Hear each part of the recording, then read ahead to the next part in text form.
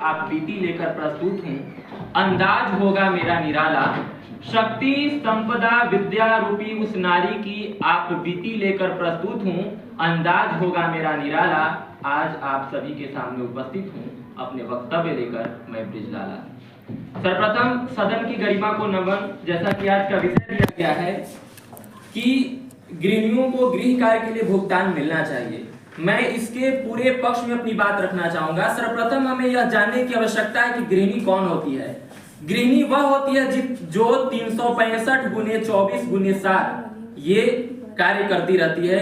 खाना बनाने से लेकर के बर्तन धोना, मेहमानों का ख्याल रखना, बच्चों का ख्याल रखना, इन सारे कार्यों को मिलाकर एक गृहिणी का निर्माण होता है जो हमारे समाज में लगातार कार्य करते रहती है। मैं SBI के इकरेट का एक आंकड़ा देना चाहूंगा जिसमें बताया गया कि अगर अवैतनिक रूप से घर में 8 घंटा भी अगर काम करने वाली महिला को 5,000 रुपए मिलते हैं तो GDP में उनका 14.7% लाख करोड़ और 8 लाख करोड़ जो है शहरी महिला को योगदान होगा।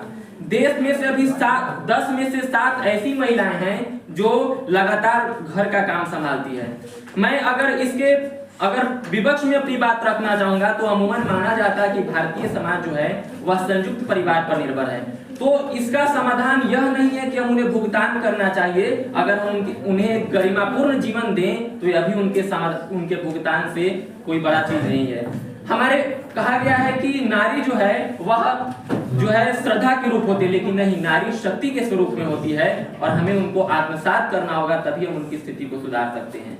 महोदय, निष्कर्ष के तौर पर मैं कहना चाहूंगा कि जहाँ यत्र नार्यस्तु पूजन्ते रमन्ते तत्र देवता की बात कही जाती है, वहां पे हमें आवश्यकता है कि उन्हें गरिमापूर्ण जीवन दे, क्योंकि ये आंकड़े जो है हमें बताती है कि इन आंकड़ों से चाहे किसी भी विभाग के अगर हम आंकड़ों के ले लें तो सारी आंकड़े जो है वह विपक्ष में ही साबित होती है। तो हमें आवश्यकता है कि उनको गरिमापूर्ण जीवन दें, उनको समरसता प्रदान करने, और पुरुष भी जो गृह कार्य की जिम्मेदारी समझे, तभी हम उस स्थिति को प्राप्त कर सकते हैं। धन्यवाद।